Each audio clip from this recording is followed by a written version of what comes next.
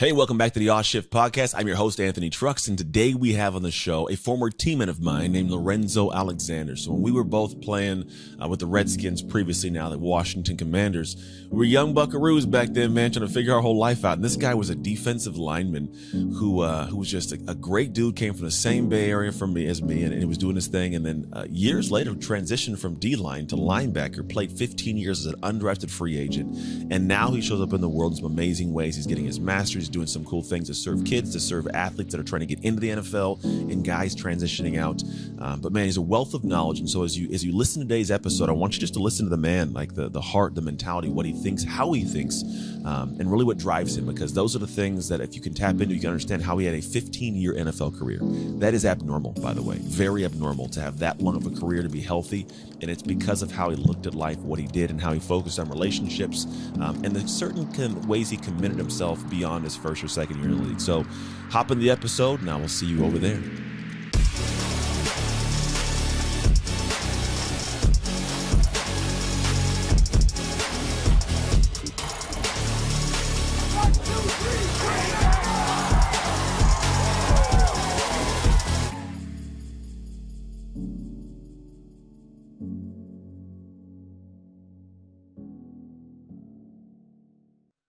Hey, welcome to the show. So we are here. Let's dive right in. We got Lorenzo Alexander here with us, a NFL vet, great human being, also from the Bay Area, although he doesn't live in the Bay Area anymore. I'm holding it down for him. How you doing today, man? Sir, I'm doing great, man. I'm blessed. As you know, I got 4 kids, been married for 15 years in a couple of weeks, actually next weekend. And so my life is full, busy. Coaching, training in school, just doing a lot of things. But in particular today, it's a good day. I'm up, awake, and being impactful. So I'm happy right now. I dig it, man. You're doing the post game work. I like it, like post football, because a lot of guys get down and they disappear into the ethers of the world and they kind of do their own. There's nothing wrong with that. You can definitely choose. Right. But I like. Yeah, but you always wonder about those guys. Like, man, where did he go? He just dropped off. Gone. And, yeah. That's actually is one of the issues, with players, as we kind of talk about, when you drop off into the ether. I mean, I don't think that's the best thing. Hopefully you have family and in your community and you're doing well and thriving in that space. But, for most guys, when we think about them, they've done majority of their life in a space where you have community every single day and get to engage guys. So I don't necessarily know if that is the best thing for those guys. And hopefully that's kind of part of my job and kind of my passion I'm doing now working with the NFL is trying to find those guys, identify those guys, and pull them back in the community, right? They don't mean they got to be, in the locker room or coming to tell me what's up or text me every day, but they're at least connected and have an access point to relate and engage with guys that know what they've been through. I agree. Because, if you don't do that, then what happens is you just get landed on like an island. And we've always, as athletes, we always at some point in time have those battles, but there's always those guys that pull you up. Like, hey, man, stand back up, let's go to work. And so when you don't have that, and you haven't been conditioned to be able to handle it without that, like it gets hard. It gets to get like dark and get siloed. Yeah, you're right. There are a lot of guys that, but I think you did allude, like if you have a good family, you got a good marriage, like you could be fine. So I do run into guys, you could be fine. They take up new things and it's cool to watch them kind of go beyond the game, but like they almost tuck away like they didn't play. It's like, there's a lot to that. Right. There's a lot to the fact you play, man. There's a great benefit to the world knowing that, even to your life and some people knowing that. Not always. Right. But I like that you actually are also in the space of like serving, right? So you have this experience that not even a half percent of human beings get a chance to do, let alone Americans get to do. You get to do for a career that's longer, like than the majority of those people doing it, right? So you're in a minute percentage of humans, which is awesome, and you get to go back and say, hey, here's my experience. I'm giving this out to the world. So in that experience we talk about, there's going to be a lot of things you can recall, and some are just going to be part of your natural knowing you don't even think about anymore. What are some of the things that as an athlete you have found have been beneficial to your life that you wish, we'll call it, non-athletes would experience or have as traits? Ooh, man. You know what? As I kind of think about it, I was just in Flint, Michigan. You remember Chris Wilson? He was a DN, played with us, right? C-Dub. He's doing some things up in Flint now, coaching and stuff. And so I will go out there from time to time. Yeah, I'll go out there from time to time and hang out with him. Right. Yeah. Let Booby spin, man. Chris is a character, but like a brother, somebody I got really close with. And I never really, to your point, you just do things and don't really aren't intentional or aware about it, but he was able to express it. Like I know you have your new book coming out, right? Called The Dark Work, right? When you said that, I was like, oh yeah, I like that. The dark work, right? But he said something like sports is simulated adversity, right? And you experience it every single day, right? Yeah. You either have success or failure, and then how do you grow in those moments, right? How do you get better? How do you become a better version of yourself? A lot of times it was just in a football aspect, but as we know, as much mature adults now, more wiser in a lot of ways, that all those skills are transferable into whatever you're doing, relationships, working in a second career, leading a group of people, whatever that may look in whatever space that you're in, parenting, Yeah. right? And so I wish that people, right, I think human nature is to be in this place of comfort and ease, right? We all want to find that easy flow like water type of lifestyle. Everything is easy, don't have to have any worries, but we really don't grow in that because the human condition is also to be complacent in a lot of ways. And if you're not pushed, if you're not challenged, then you kind of just stay the same and let people pass you by. And so I wish that even if you're not athletic, right, or even if you don't love sports, I wish most people would compete in some type of way because you're going to expose yourself to a safe space of simulated adversity. Yeah. And you learn from those things and you can apply it to your real life. So I wish more people play sports, would engage it, even if they weren't as kids, but get into something in that space that's going to create that simulated adversity that you can learn from and then apply it to who you are and the people that you impact on a day-to-day basis. I agree, man. I think even it's a different offshoot, but I think we have this, called epidemic of the mental health, stuff going on. And this is by all means nothing that I think is broad stroke, or I would even say like this is the definitive, but I think there might be some kind of tie into there to the adversity that people are not subjecting themselves to nowadays. It's almost like, what's the easiest, most, stress-free or, opposition-free path to something? And then in that, I don't learn to overcome. I don't learn how to battle adversity. Therefore, I don't build that personal pride, that sense of self. So I feel hopeless. I feel helpless. I feel less than, and then becomes just like, I suck. And then you have nothing. You're putting yourself in a situation to counteract that sometimes. Yeah. It's all about balance. And that's something that I've come to know, to your point. It's like our culture and whatever it is, rap, either I love this rapper or I hate this rapper. Politics, I love this side or I hate this side. And the same thing with mental health, to your point. We've, especially in the sports context and probably just in culture in general, we've made a significant shift from, right, especially when you think about, man, like, don't cry, don't talk about your feelings, don't tell your sons I love you, right? Mm-hmm. To now to this uber other side to what you're talking about. What is the most convenient space? Be emotional, be in that space all the time, right? And I think there needs to be a little bit of balance to what you're talking about. Okay. Yes, I want to still acknowledge those feelings, but I also want to build some mental toughness, right? And to be able to walk through that and respond well, even though I may be feeling a certain type of way. Yeah. And I think there has to be a balance in that, right? And there's a lot of different things out there that you can do to create that balance in your life. But we can't be one or the other. That's kind of what the loudest voices often you hear. Yeah. We got to find balance in the middle somewhere so that we can be effective. Because if you're always in a state of crisis and mental health and just trying to chill and be to yourself and self-care, you never do anything. Mm-hmm.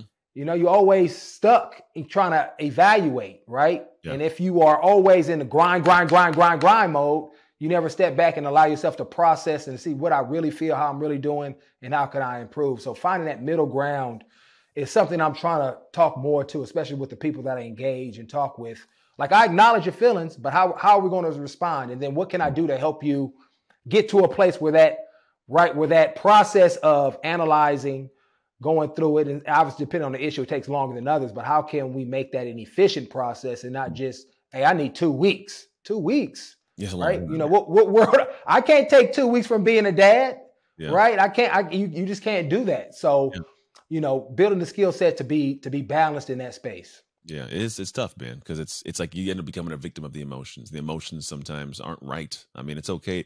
You can feel that. Not that they're right or wrong. They're just not beneficial to where you're going. We'll call it. So right and wrong would be dependent upon what you're doing. But you're right. Like, there's times when 2 weeks is just you going, I'm gonna disappear, and I'm gonna hope that when I come back that the problem's gone. And it doesn't go away. It just festers, right? It just gets bigger, and then you have a bigger problem to face, and you haven't gotten any stronger. And so sometimes not even sometimes, damn near all the time, it's you stepping in going like, I need some courage right now. I need some help right now. I need some insight because the goal I have, the way my life is moving, I need to be able to do this without falling apart. Right. Because if you can't keep your stuff together in the middle of it, then you don't get to go past that point. That's where you're at for the rest of your life. Welcome to it. Yep. No, and that's good. And like I said, that's what I'm doing with a lot of these guys. Working with the NFL guys that transition, right? You know, they have locked out those skill sets that they have done at an elite level, making it through college, right? Or high school, college, and now the pros. They're accountable in that space, right? They're resilient in that space. They're disciplined in that space. Yeah.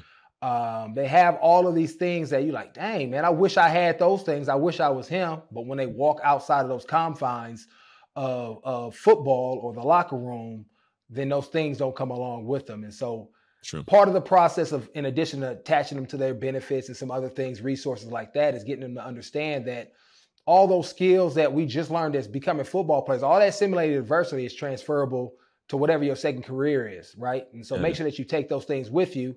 Now, it may take some time to figure out what else you're passionate about, but you are more than equipped to handle whatever situation that you walk into.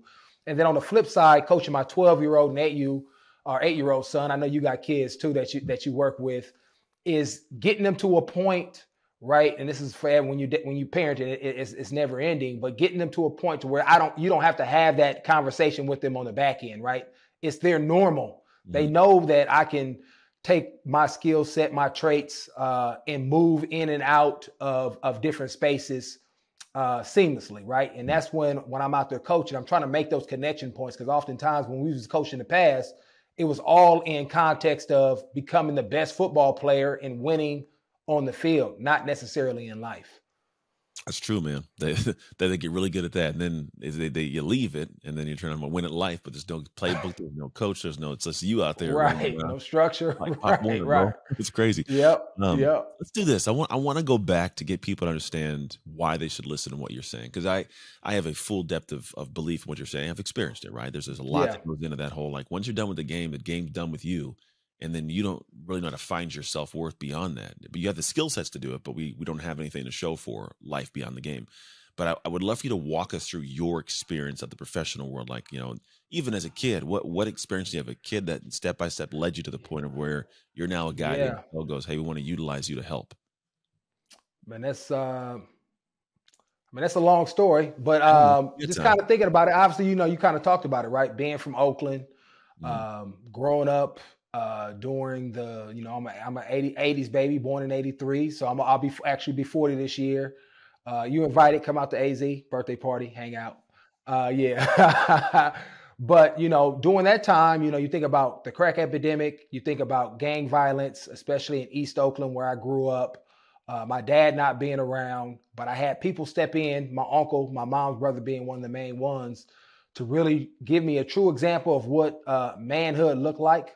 Having his own family, being married, but finding time to sacrifice and serve not only his family and what he was doing in that space, but also making sure that I had the structure I needed on top of what my mom was giving me in order to navigate Oakland during that time. I mean, because I have cousins that I always tell people more gifted than me, more talented than me, but they didn't have the structure and support I had. And so they ended up taking different routes.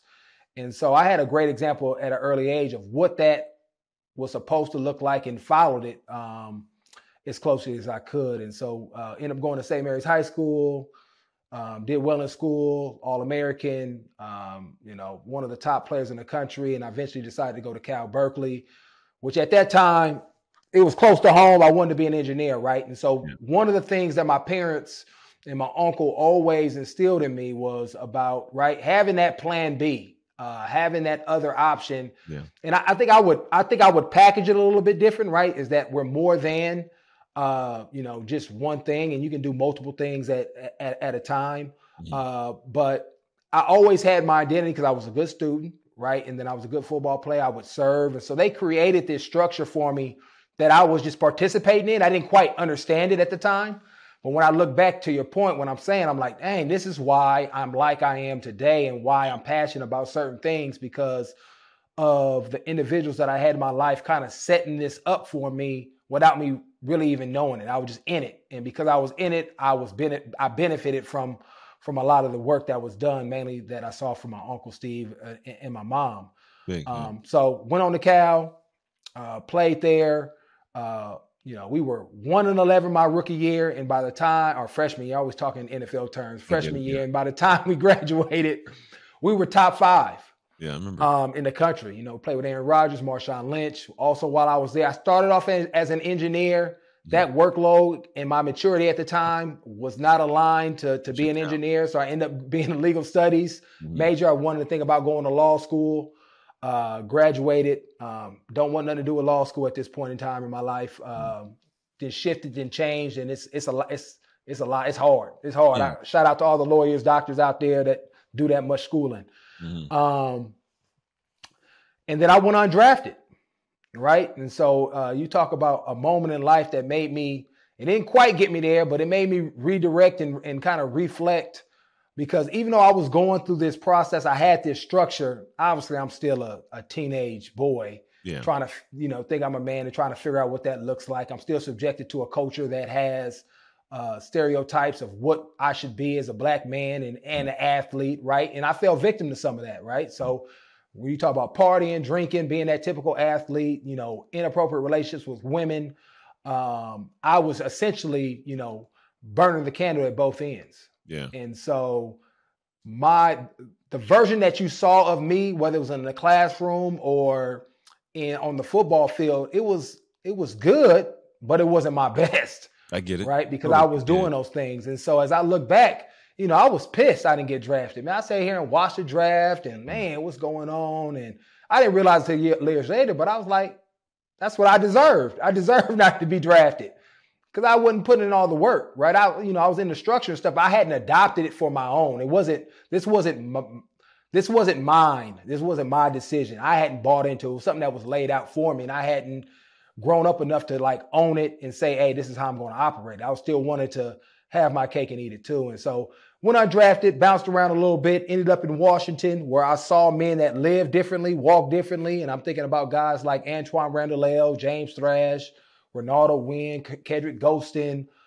It's just a ton of good brothers that was there that really showed me what manhood looked like. And all these men were Christian too. And so it was just something different about them, the way they spoke, the way they interacted with their wives and kids, what they said in the workplace is aligned with when I saw them, right? I still was doing my dirt. So when I went out, I didn't see these dudes, right? In the past, I had seen guys kind of giving you that double standard. And I'm like, oh, you out here with me. Oh, okay.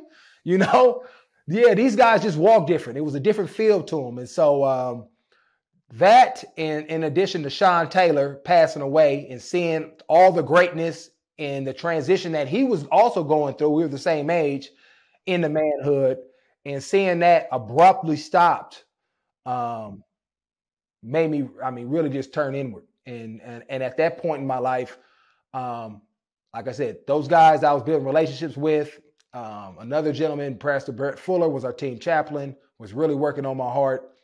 And I eventually, at the end of that season, after Sean passed, I gave my life to Christ. And because up to that point, I was living a lackluster life. I reflected at the time, I'm in the league, right? Doing my thing, making some decent money, doing my thing, but I was unhappy. There was no joy there. I'm just kind of going through the motions again, lackluster, beneath what I was. It was good, if you look at it from a man perspective, but again, it wasn't my best. And for me, it really wasn't until I got right with Christ, got right with the Lord, started loving him, abiding in him, right? Obeying and creating that structure again and really adopting it for myself, right? Nobody made me be a Christian. Nobody made me surrender to Christ. Unlike my uncle and my mom, that's more of a reverence. I respect. I kind of fear you because I know I can get that whooping at any time, right? It's a little different dynamic. I ran towards Christ where I was kind of just making sure my mom didn't backhand me. And so once I adopted that, matured in that, and obviously it's a continual walk. I'm still walking today with him. Everything in my life began to shift. Didn't mean it was 100% better, but certain things kind of cut off right away. The drinking, the cussing, what came out of my mouth, the lust, certain things just fell off. I ended up getting married shortly after that, beginning my family, and then obviously when you have kids, you have married, and you have people that you have to provide for. All that continues to change your perspective of what manhood looks like, what it's all about. And so really that journey, that process, those shift moments, chasing after Christ's heart has really put me in a position to be humble, to be open, and to build intimate, meaningful relationships with other men that have really allowed me. I think about London Fletcher, that mentorship I received from him, Mike Sellers. I mean, just a ton of guys that just poured into my life to really help me become a better version. And so the person that is speaking to you today, right, is not really Lorenzo, right? It's a sum of all the parts of these interactions and observations I've had of guys that I believe are living the right way, have done it the right way, had longevity, have great marriages, are great fathers or kids. And I'm trying to, just like on the football field, right, take a little piece of everybody and make it my own so I can go out there and be my own type of football player. Yeah. The same thing I decided to do with my manhood, obviously putting Christ at the center of that. And so I have, become one of them because they paid it forward. At the end of my career, I had 15 years in. I was a Walter Payton Man of the Year 5 times, nominated by my teammates. I went to the Pro Bowl twice. And that was because that I saw these guys, took their example, added it to what I was doing. Obviously with Christ at the center. And it made, if I was finally able to exhibit my best consistently every day. Before then, you would get glimpses of it, right? Glimpses. Oh, okay, glimpses. And that's what most people would see. Now, at this point, the work in the dark was aligning with what you saw me do too, right? There was more synergy there. There wasn't like this, Dr. Jekyll and Mr. Hyde type thing going on. And then when I was able to do that, marry the two, right? The light and the dark, the consistency, the incremental growth just kept off the charts. And now that the game is gone, I've just transitioned and shifted that incremental growth and how can I continue to get better and just continue to impact people, whether it's, teammates that I've had or my kids or, our relationship or other guys that I've gotten a chance to engage with as I've been done, kind of just taking that same formula moving forward. I like it, man. It is smart. I think there's a portion within that sometimes people will gloss over. The idea that I like is whenever you finally come to Christ, you realize that your ego is irrelevant. Like there's this, it's a thing you have to shut off. Because I think a lot of people go like, that sounds good, but I'm about to look up to another man and have another man ask for help. And it's like, no, like if those people are doing something that you aspire to, and part of that looks desirable for your own life, you need to ask them how they're doing it. And I think there's some part of this desire to be self-made and siloed up to where that happens. And people wonder why 10, 15, 20 years from now, they're still in that funky place. It's like, well, you didn't reach out for help because your ego got in the way because you're living a life where you are your own Christ. And that's a scary place, Yeah. Pushing out of that allows you to go and go, okay, I can be anything. I can be different. But I'm going to go ask these guys how they do it. What are they doing? And then I like the idea of going in and saying, I'm going to express my best, right? There's this part of, I think as humans, we sometimes we give enough to feel comfortable. It's like, what is it? The two brothers. What are the two brothers? I can't think of off the top of my not Adam, but Cain and Abel. Cain and Abel. There's an A in there. Yeah. Cain and Abel. How Cain, Cain wanted to give what Cain wanted to give, but he wanted all of it. Whereas Abel, he was able to give everything. God wanted all. So God gave, he said, I'm going to give you props. He gave him his love because Abel gave all, but Cain wanted what Abel was getting, but only giving like 80%. And then what is my stuff not good enough, Lord? Like, no, I need it all. And so a lot of us were expecting to get $100 thing by giving only $80. It doesn't work that way. And whenever you subject yourself to Christ, like you do give all, but that's when you get all. And it's a scary balance for people because they're not used to giving and pouring out like, this is who I am, just naked in front of God. Like, this is who I am. And then being okay with that and then building from there. So I love that you kind of got into that journey to build up, man. And so now you're in this space 15 years, which most people, if you guys don't know, that is abnormal in a good way. Like that's. Yeah, no, you right. 15 Yeah, years, dude. That's yeah, crazy. That's just you guys don't know. If you've ever played the game to realize how much you have to battle. There's politics of the game. There's your body. There's new guys coming in wanting your job every single year. Things change. Like that's a dance that if we could get into the minds of you guys to figure, I guarantee there's a wealth of gold in there you haven't tapped into. Even just be able to be one with the tension and the intensity of what it has to, like the game desires of you, the professionalism. There's so much that goes into that, and so I'm curious to see what this blossoms into for years from now, even beyond the game of football. Done if you take this message, like we'll call it wider, but currently right now in your active day to day, I'd love you to kind of share with people what you're doing, because I know you're actually almost done with school now, but you're getting your next level of education. You're going to go out to the world. What are you seeing for yourself in the next 3 to 5 years? Well, the big thing, as you just mentioned, was just finishing up my master's program over at Grand Canyon University in psychology, emphasis in life coaching. One of the things that, I was also blessed to learn again, taking this great information from people, is having this growth mindset.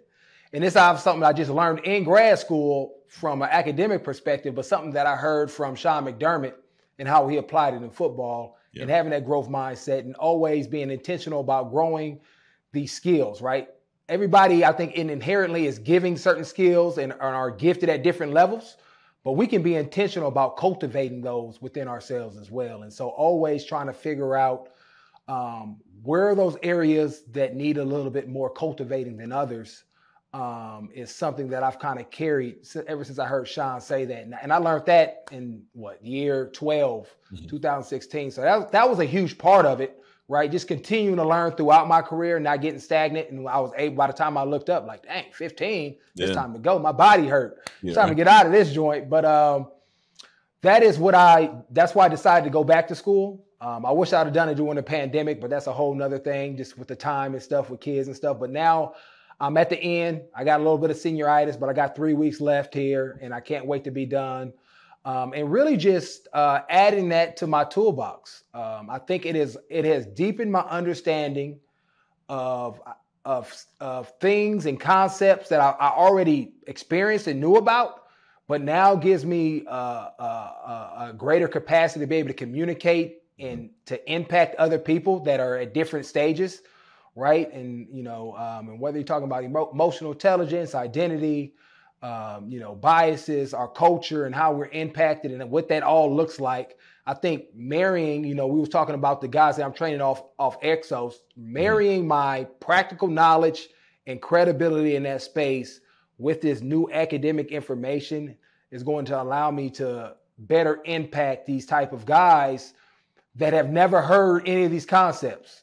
Right. And just yesterday, I'm training guys at Exos, and that's something that I've started doing over the last couple of years. And if people don't know what Exos is, it's a training facility. I'm repping the shirt today, where guys, former players, current players, and really future NFL players go and train from some of the best in the business. And it's a big time company that does a really good job. And so they have one here in Phoenix, and I work with the linebackers every year. And yesterday was intros, just doing our basic thing and just kind of getting to know guys before I coach them. Right. I'm always about, let's build that relationship, some commonality. You get to know me, you get to know my purpose and my intentions with you. And it's beyond getting you ready for the combine, but it's really getting you ready for life. We're going to talk about football stuff. We're going to talk about how you need to navigate this business.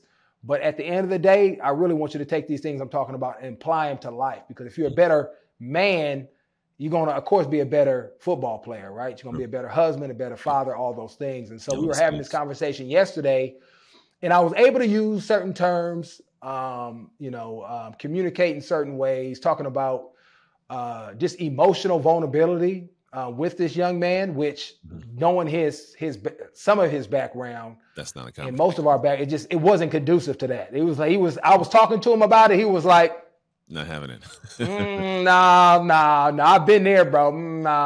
But again, using my practical experience and man, volunteering myself, I can be that person for you, that resource as we build this relationship. I don't expect you to do it now, but hopefully by the end of these 5 weeks, by the time you get to a team in May and then training camp, I can be a safe space, and hopefully you can identify some other safe spaces as far as you being vulnerable and letting some of that emotional trauma that I know you're dealing with, because I can see it on your face right now, just looking at body language, right? Yeah. And he was like, yeah, okay. You could see him relax a little bit and like, yeah, I do need that. And hopefully you can be that for me, right? After having a conversation just a little bit and explaining to him really how that was going to impact his future. Because a lot of times we don't do that because we think it's going to have a negative impact, right? I'm going to be vulnerable as a dude. Isn't that soft? Yeah, you take advantage of it. Right? And so, right. You got to do things responsible. I said, hey, don't do it with your position coach or the D coordinator. Don't do that, right? You got to do it appropriately. Yeah. But with me or somebody that's, somebody in that space that you feel is safe is not going to judge you upon it. Fine. You need that person because you're going to wake up 5-10 years from now if you've never dealt with that and trying to figure out why am I behaving like that. And it was something that all this baggage that you've kind of carried along with you. So he felt that, but, just being able to communicate that from, a place of knowing a little bit more deeper, right? Clarity, giving him some guidance in that. By the end of our conversation just yesterday in 30 minutes, he was like, okay, I'm receptive and I'm open to what you're talking about. Let's put this work in and see what we get to from that. Why is from this perspective? Because there's something that my brain's sitting here going, it's a lot of energy, man. You got 4 kids, you got things you're doing outside of that, you coach your kids' teams and stuff. And for a person like you who doesn't need the money of it, you got your education, like you could have easily just went off into the sunset, man, sat down, got a ranch somewhere and sipped your tea, drank them up and down, right? What has driven you to dive back in at this emotional of an expenditure level? Well, first, I'm a city boy. I'm never going to be in no ranch nowhere. But, this living in Paradise Valley is probably the most ranchy I'm going to get. But because I see myself in all these dudes, all these young men, my sons, my daughters, people that, obviously being Black in America, I see myself in them. And all the trauma that a lot of people have to endure, where you come from, how you grow up, single parent, poor. Talking to one of the guys, just moving around, just the inconsistency, the lack of stability. Again, growing up, I think, growing up in Oakland, gang violence, literally walk out. I lived upstairs and my cousin's downstairs selling crack out the window, right? So you see this stuff and like, man, I'm that close to it, right? And then you see friends dying, right? So, and I had my uncle step into that space and create the best safety net as he could, right? With still living in that environment so that I didn't turn out like one of my cousins, like I said, smarter than me, more gifted, but ends up in prison for 10 years for catching a case, right? So and I think I'm driven by that because me and my cousin were tight. He was like my big brother in a lot of ways that I never had. And I don't want to see anybody become that or not reach their full potential. Right in that space. So I think that's what drives me a lot of times where I'm going, hey, let's do this so I can be impactful because I want to see you be your best version of yourself because I know how impactful that can be and what that means to the people that you eventually come in contact with, right? Because I'm not like I said, I'm not impactful because of who I was on my own accord, right? I had Christ, I had my uncle, I had all these teammates, right? That have really left a mark on me that has now allowed me to impact people that I deal with on a day-to-day basis. Yeah, I get it, man. There's a different sense of completeness or accomplishment when you get to see somebody else improve, right? And no one else may ever know. Like there's going to be a lot of work you do that the world is going to have no clue you were tied to, but and they know, and God knows, right? So you have this sense of like accomplishment and completedness, which I think is good. So you got your master's, you kind of step in this role of helping these athletes and everything. I do know you're a family man. That's a big part of my whole life too, man. I'm tied to that. How do you balance all this stuff with still being a present husband, being a present father? It's a lot of things pulling at you, but from my, seeing you physically in real life and operating, like you're settled, you're controlled, you're anchored. You're not, overwhelmed in any way. Like, how do you find like some simple practices in life, maybe that light is stay in that space of not freaking out over everything? Right. Yeah. I think it's about building boundaries. I think it's one of the main things. First in my career, I didn't do that. I don't know if I shared this with you, but like when I was a rookie, or not rookie, but I just got married, but I was used to doing certain things a certain way as far as getting ready for the season. So I still was in my selfish mindset. Yeah. Went out to California for like 3 weeks to train with my pregnant wife back in Virginia. Like when we just get married, like you look at it like, man, that is the stupidest thing you could ever do. Ignorant, right? Just ignorant, man. Just immature and ignorant, right? But growing through that, learning from that, having some other men speak into my life and saying, dude, you stupid, right? And seeing how they were able to create these 15, 20-year, 25-year marriages and then set some of those boundaries for myself. As far as keeping, obviously some of the outside obligations, keeping myself in a safe space that allows me to be present so I don't overwhelm myself. And I have to be reminded from that from time to time because I am passionate about serving and helping. But I think creating that infrastructure for myself has been key when it comes to boundaries and yeses and nos. And this is what I have time to. Scheduling my wife, especially like when I played football, what I got into the habit of doing and what I can do now full time because everything is geared around them for the most part is when I got to the off season, I'll say, okay, babe, what do you want to do? This is your time this season. What is your schedule? Or what's the kid's schedule? Okay, what are my responsibilities in doing that? And then I would set my schedule up around them. And that was just easy because she had served me during the season and now it's time for me to serve her in the off season. And now as we kind of transitioned, past COVID and we're back to normal life, still trying to do that, putting her first and letting her do what she's done because she sacrificed for so long.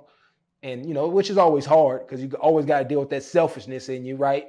But being intentional in that space and what the kids have, and then trying to find the time to train guys at Exos in the space in between. That was one. I had another one. It'll come back to me. But, football, you forget stuff as you have topics going on. It's interesting thought. Because it's funny. So I played, and I didn't have anything happen to my brain thing. I've had some brain scans by a guy named Dr. Daniel Amen down in Orange County. Do you have, because this is what he told me. He says, you let your son play football. And I go, I think I will. He goes, well, let me ask you a question. Would you let your son do cocaine? I go, no. He goes, that's what football's like. And I go, hold on, bro. Like me doing cocaine is different. Like I get benefits in some manner from football, but I'm not. And the game, if you were ever going to play, in my opinion, now is now to do it. Right? Yeah. Right. So do you have a thought of your kids playing like at the level you played? Yeah. I mean, I find it really hard to allow them to see what I did for a living. The work that I put in, what it provided for them, the opportunities, the friends, the access, for them to come into the locker room, especially because I played, my daughter is 14 now. I retired 3 years ago, so she's 11. My son was 8, and my youngest was 4, so he doesn't remember as much. But they actually built relationships with people within the organizations and teammates and guys. Remember at one training camp, me and Larry Fitzgerald, a toss of me and my son back and forth, right? So those are his memories of football. And so I would be almost cruel to say, no, you can never do it.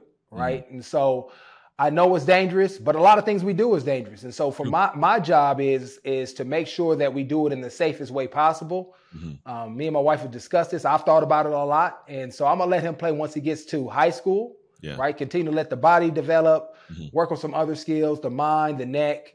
And we'll do some camps, like a week-long football camps in a controlled environment, probably 7th and 8th grade year leading up to that. So I'm not just throwing him into the fire. Brand new, but I didn't play until high school. Same here. And so I think, again, that's one of my experiences, and I turned out just fine. And so it just saves him on a lot of different ways. But we did have a hard conversation right after DeMar Hamlin and all that entailed and what we witnessed on the football field. And because he's been begging me, Dad, can I play? Can I play? Can I play? Can I play? I'm like, nah, man, we're going to wait till high school. We're going to do some camps. Now, can I play? All my friends are starting to play. I'm like, and so it was a good teaching moment. I don't want to scare him, but I also wanted to be real. Like, these are things that I am thinking about as a father that I'm trying to protect you from as long as possible and trying to do it in the safest way. Now, I don't think that would happen to him. I don't know. But all the other things, concussions, hamstrings, nicks and bruises, all that thing that put wear and tears on your body, I want to push that off as long as possible. And then when it's time to play the game, because obviously we're not built to play it, but you love the game. You want to go out there and everybody doesn't have the demeanor, and you have the demeanor to do it. I want him to be able to live out his passions and at least try it. Who knows? He may not like it. You know, he thinks he does, but not until you take that first crack, man. You ain't quite sure if you like football or not. Either the dog comes out or the dog goes back in the doghouse. Right. And it's fine. Now, whatever he decides, he's a good athlete. So he has baseball and basketball and some other options, but football is his passion if he was asking. And right now we do flag to kind of keep the juices a little flowing. I kind of get satisfied a little bit through that. Yep. I get it. Yeah, I'm diving back in too, man. Next year I'm gonna be the head coach of his last youth football team, before he heads off into high school to do his thing. Yeah. My youngest one, my oldest one tried football, and after his freshman year, he's like, Dad, I want to play. I was like, cool, what do you want to do then? You gotta sit around. But I've never been the guy that's like, you gotta do what I gotta do. And I think I think because my kids, I was done. My youngest or my oldest one, I think he was 4. My twins were born after I was out, so they had no connection to that.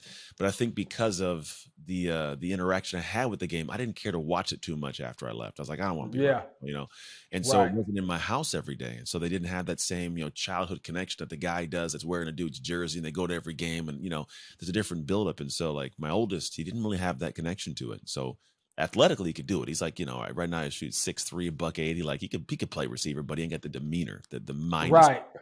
My youngest, though, he wants to play. Here's the interesting dynamic, though. He wants to play, and I keep challenging him because there's a certain mentality you gotta have to play the game, but he doesn't show that just yet. And so I keep trying to get him to not play. I'm like, bro, you don't gotta play if you don't want to play. You know that, right? Like, do you want to take a year off? No, I want to play. Like, come on. Right. But if you're gonna play, you can't play like that. Right. We can't do that out there. Like, right. He got put his butt twice in a play, and I'm in my head like I'm throwing up in my mouth. I'm like, bro, it would never happen to me. What are you? Right. But again, it's one of these dynamics of the balance of it. He's a good kid. He's got a good heart. I just got to find ways to get him to develop that grit, which, hey, if he plays, cool. If not, he'll find something to do. He's got the athleticism, same as your son. It's just little ways of looking at that future, man. Sure. I've loved the conversation. It's been fun. We should have done this a long time ago. I don't know why it took so long. Oh, yeah, most definitely. I'm glad you asked, because I sometimes am absent-minded because my team plans all these things, and they're the ones that get people on, so I'm glad you asked. If people want to know more about the things you're working on, what you're involved in, where would I send them to pay attention to you? They can go check me out at LorenzoAlexander.org, which is my foundation's website. Obviously, I'm on IG, Lorenzo_John, and then Twitter, One Man Gang 97 for back in Washington when we was called the Redskin days, when I played like 5 different positions, Utility man. You're out there, man. It's funny. Those you guys, I'm going to talk about it, but when I first met you, you were a defensive lineman, and then years later, you're like this is like shredded linebacker. I'm like, look at this dude, man. That is not a normal transition, bro. So, well done, man. I've had a blast talking to you genuinely. I have one final question. You can answer it however you choose to answer it.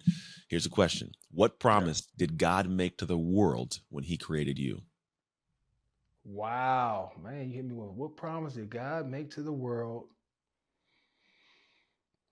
when he created me? Man, you hit me with that deep question like that, man. What promise did he make to people?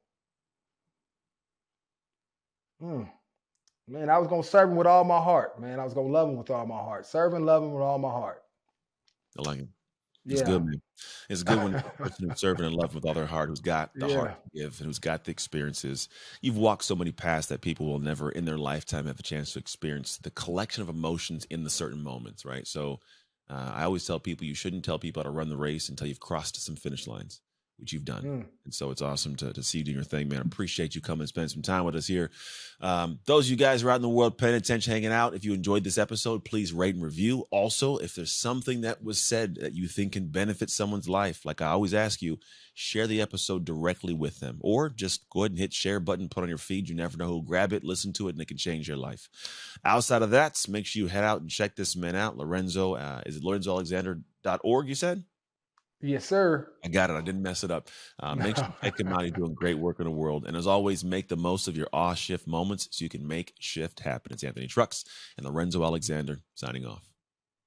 Hey, thank you for tuning in to the Shift podcast. I pray that we gave something amazing to your life. And if you found this episode served you in some way, I would love if you could share it with people you know, people you love, as well as your community, because you never know who needs that simple little seed that can grow into something amazing for their life. And the actual training doesn't stop here. If you want your free copy of the show notes sent to you after every episode so you can get the major points consolidated down, simply go to textanthony.com and message the word notes. Till next time, make shift happen.